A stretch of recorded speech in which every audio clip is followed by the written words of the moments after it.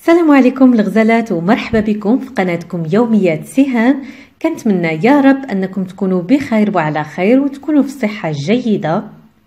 اليوم إن شاء الله بغيت نشارك معكم طريقتي لتحضير الشهدة على شكل ورود أو لا بريوش سهل بدون بيض ورائع سواء في الشكل أو لا في المذاق ديالو، فهو كيجي خفيف ولذيذ وكيتحضر بسرعة. يمكن لنا نقدموه للضيوف ديالنا كشكل جديد ديال البريوش او لا لوليداتنا ونرافقوه بالشاي او لا بالقهوه. فبقوا معايا باش نشوفوا المقادير وطريقه التحضير. غادي نحتاجوا 3 الملاعق كبيره ديال السكر سنيده او لا السكر الخشن، القليل من الملح، ملعقه كبيره ديال خميره الخبز او لا الخميره الفوريه، كأس من الحليب الدافئ ما يعادل 200 مليلتر، وربع كأس ديال الزيت النباتية ما يعادل 50 أو 60 مليلتر. عندي كذلك هنا خميرة الحلويات أو البيكين باودر. بالنسبة لي أنا عندي كمية كبيرة كنحتفظ بها، كنجيبها من المغرب على ود الحلويات وكنحتفظ بها في هذه القرعة ديال الزاج. غادي نحتاج منها الملعقة صغيرة ما يعادل 8 غرام، وكيس ديال الفانيلا او سكر الفانيلا ما يعادل 7.5 غرام او 8 غرام، والدقيق غادي نحتاج منه 3 الكؤوس ديال الفرص، وغادي نعبرهم بنفس الكأس اللي عبرت به الحليب والزيت تقريبا 375 غرام. اما الزبده او المارغرين فهي فقط باش ندهنوا البريوش ديالنا اثناء التشكيل، فما غاديش نستخدموها في العجين. واول حاجه كناخذوا ملعقه كبيره ديال خميره الخبز او الخميره الفوريه، وكنديروها مع كميه لا باس بها ديال السكر سنيده او السكر الخشن، وكميه من الحليب الدافئ كذلك. كنخلطهم ونخليهم يتفاعلوا مع بعضهم على ما نوجد المكونات الاخرى. انا هنا غادي نغطيهم ببلاستيك غذائي لان الحال بارد عندنا، ونخليهم جانبا. ناخذ اناء ونوضع فيه ما تبقى من الحليب الدافئ، نضيف كذلك السكر اللي بقى لينا، القليل من الملح، ثم غادي نضيف كيس من الفانيلا او لا سكر الفانيلا اللي يمكن لكم تعوضوه بقشور البرتقال او لا قشور الليمون او لا اي نكهه بغيتو حسب الرغبه ديالكم. وغادي نبدا نخلط الكل بطراب يدوي، ونضيف ربع كأس ديال الزيت النباتية. نتابع الخلط حتى يتجانسوا لينا العناصر، ونضيف الخميرة او خليط الخميرة والسكر اللي حضرنا من قبل. من بعد ما كتذوب الخميرة وكيتفاعلوا لينا العناصر كنضيفوها حتى هي ونخلطوا الكل حتى يتجانس لينا الخليط. ثم غادي نبدا نضيف الدقيق 3 الكؤوس تقريبا 375 غرام، يمكن لينا نضيفوا اقل او اكثر حسب نوعيه الدقيق او الفرص عندنا. ثم غادي نضيف خميره الحلويات كيس واحد او ما يعادل 8 غرام او ملعقه صغيره، وغادي نبدا نجمع العجين باليدين. ومن المهم انها تجينا العجينه رطبه وخفيفه ما تكونش قاصحه، ولا جاتكم قاصحه يمكن لكم تضيفوا الحليب. فالعجين خصو يكون كيلتصق في اليد، ومن بعد فاش كندلكوه شويه فهو كيتجمع وما كيبقاش يلتصق. وحاجه مهمه البنات ما ذكرتهاش لكم، فهاد المقادير اللي استعملت فهي للمول الصغير او للقالب الصغير. فاذا بغيتوا مثلا ديروا المول الكبير فوضعوا كميه ديال 500 غرام ديال الدقيق او الفرص، كأس ونصف ديال الحليب الدافئ، وثلثي الكأس ديال الزيت النباتيه. اما باقي المقادير فكتبقى ثابته. وهنا كيف ما كتشوفوا كنبقى نجمع في العجين وندلكو حتى كتجمع لينا العجينه مزيان ما كتبقاش تلتصق في الايدي. عاد كنخليوها ترتاح. غادي نرجعها للاناء فين عجنتها ونغطيها ببلاستيك غذائي ونخليوها حتى تخمر. فاذا كان فصل الصيف اولا الحال سخون فهي دغيا كتختمر بسرعه وكيتضاعف الحجم ديالها. اما في البرد فانا كنشعل الفران واحد دقيقتين اولا 3 دقائق غير كيبدا يدفى وكنطفيه وكندخلها ليه، وبهذه الطريقه كتختمر ليا بالزربه وبسرعه. هنا كيف ما كتشوفوا راه ضاعف ليا الحجم ديالها. غادي نحيدها من هذا الاناء ونبدا نخرج منها الغازات اولا نديغازيها بهذا الشكل.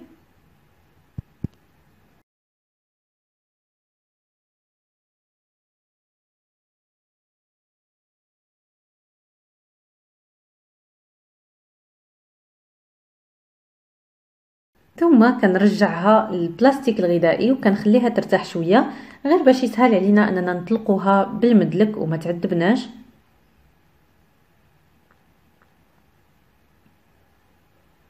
غادي نرش القليل من الدقيق غير شويه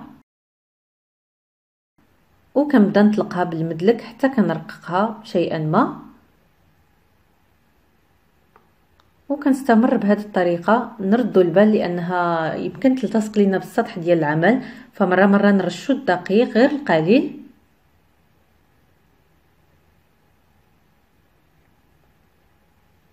دابا غادي نجيب واحد المرشم كبير شويه على شكل دائري وغادي نبدا نرشم به دوائر على العجين بهذا الشكل.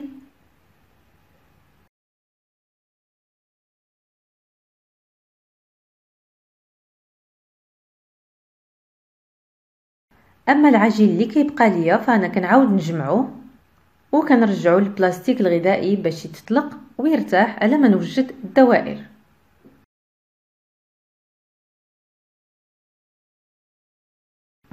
ناخذ سكين اولا قطعه ديال البيتزا وغادي نبدا نقطع بهذا الشكل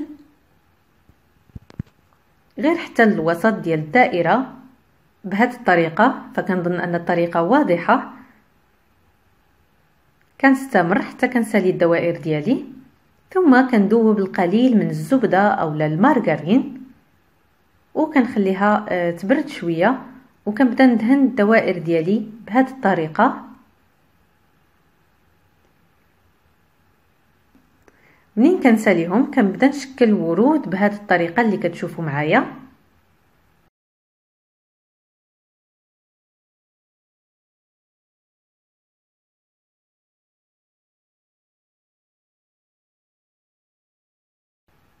كندور الطرف ديال التقطيعه على نفسه حتى كتشكل لنا ورده بهذه الطريقه اللي كتشوفوا معايا، وكنتابع بنفس الكيفيه حتى كنسالي الدوائر كامله اللي عندي. نجيبو واحد المول صغير نفرشوه بورق الزبده اولا ورق الطبخ اولا ندهنوه بالزبده اللي بغيتو، وكنبدا نوضع فيه اولا نستف فيه الوريضات ديالنا. كنديرهم بهذا الشكل، يعني الورده خاصها يجي الوجه ديالها للخارج. نحاولوا اننا نبعدوا بيناتهم غير شويه لانهم بعد ما كيختمروا فغادي يلتصقوا. وكنرجع للعجين اللي بقى ليا من بعد ما ارتاح كنعاود نطلقه بنفس الطريقه، نشكل فيه دوائر ثم غادي نبدا نقطعه، وهكذا بالنسبه حتى للعجين اللي غادي يبقى لنا من هذه المره كذلك. واذا حسيتوا البنات بان العجين بدا كيقصح لكم اولا كثرتوا فيه الدقيق فضيفوا ليه القليل من الحليب الدافئ، ودائما الحليب خصو يكون دافي باش يساعدنا ويعاوننا على الخميره. غنبداو نستفوهم هذه المره في المول اولا في القالب وهما عاطيين الوجه ديالهم للفوق بهذا الشكل اللي كتشوفوا معايا. وفاش كنساليهم كاملين البنات كنخليهم يختمروا من جديد، وغادي نعاود نستخدم الطريقه ديال الفرن لان كيف ما قلت لكم الحال بارد وغادي ياخذوا معايا وقت كتير. هنا فاش اختمروا لينا وضاعف الحجم ديالهم فهما كيصبحوا بهذا الشكل كيف ما شفتوا راهم كيتلاصقوا مع بعضياتهم. دابا غادي ناخذ القليل من الحليب ونضيف ليه السكر باش نحليوه شويه وباش يعطينا ديك اللمعه بدون استخدام البيض. من المهم ان السكر يذوب لينا في الحليب، ثم غادي ندهن بهذا الشكل وما نضغطش باش ما نفشهمش وتضيع ليا ديك الخميره اولا ما يجونيش منفوخين، فغير بشويه كندهنوهم. ثم نرش فوقهم شويه ديال الزنجلان، يمكن لكم ترشوهم كذلك بالبافو اولا تخليوهم بلاش اللي بغيتو. وفي هذا الاثناء رانا درت الفران كيسخن، غادي ندخلوها الفران سخون على درجه حراره 150 حتى 160 درجه. ومن المهم ان هذا البريوش اولا الشهده ديالنا طيب على درجه حراره مهيله بزاف، كيف ما كنطيبوا الكيكه نشعلوا عليها غير من التحت اولا حتى كتبان لكم طابت وتنفخات، عاد كنشعلوا من الفوق باش نحمروها، وبهذه الطريقه كطيب لينا من الداخل وما كتبقاش على شكل عجين اولا كتخطف لينا بالعافيه. وهذا هو الشكل ديال البريوش ديالنا من بعد ما طاب، من بعد ما خرجناه من الفرن. انا غادي نزيلو دابا من القالب، من المهم انكم تحيدوه من القالب وهو سخون. وباش نضيف ليه القليل من اللمعه غادي ندهنو بالقليل من النباج، يمكن لكم تدهنوا بمربى المشمش الخاص بالحلويات.